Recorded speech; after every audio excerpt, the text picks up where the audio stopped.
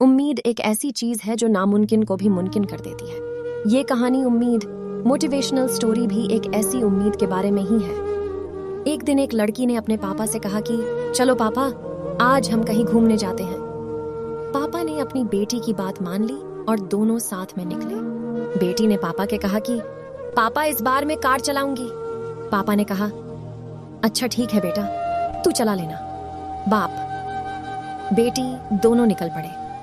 बीच रास्ते में एक भयंकर तूफान आया और लड़की ने अपने पिता से पूछा, पापा अब हम क्या करें? पिता ने अपनी बेटी को जवाब दिया, बेटा तुम कार चलाती रहो। तूफान में कार चलाना बहुत ही मुश्किल हो रहा था और तूफान भयंकर होता जा रहा था। लड़की ने फिर अपने पापा से पूछा, अब मैं क्या करूं? उसके पिता ने उसे फिर से वही जवाब दिया, बेटा कार चलाते रहो। थोड़ा आगे जाने पर लड़की ने देखा कि रास्ते में बहुत सारे वाहन तूफान की वजह से रुके हुए थे। दूसरों के वाहन रुके हुए देखकर लड़की ने फिर अपने पापा से पूछा, क्या मुझे भी अपनी कार रोक देनी चाहिए? उसने ये भी कहा कि पापा, मैं बड़ी मुश्किल से देख पा रही हूँ। उसके पिता ने उसे फिर से कहा, बेटा कार रोकना नहीं, बस धीरे धीरे चलाते रहो। अब तो उस तूफान ने बहुत ही भयंकर रूप धारण कर लिया था, किंतु लड़की अपने पापा की सुनी और कार चलाना नहीं रोका। अचानक ही उसने देखा कि अब थोड़ा थोड़ा साफ दिखने लगा है। कुछ किलोमीटर आगे जाने के बाद लड़की ने देखा कि तूफान अब थम गया और सूर्य भी निकल आया है।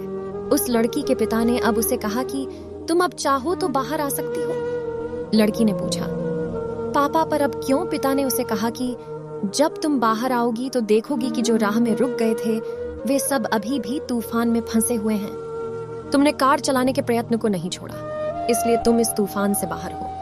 बुरा समय सभी की जिंदगी में आता है। बुरे समय में मजबूत से मजबूत इंसान भी प्रयास छोड़ देते हैं। उस बुरे समय में हमें प्रयास कभी भी छोड़ना नहीं चाहिए। प्रयास करते रहने से जिंदगी में कठिन से कठिन समय गुजर जाएगा और अच्छा समय जल्द से जल्द आएगा।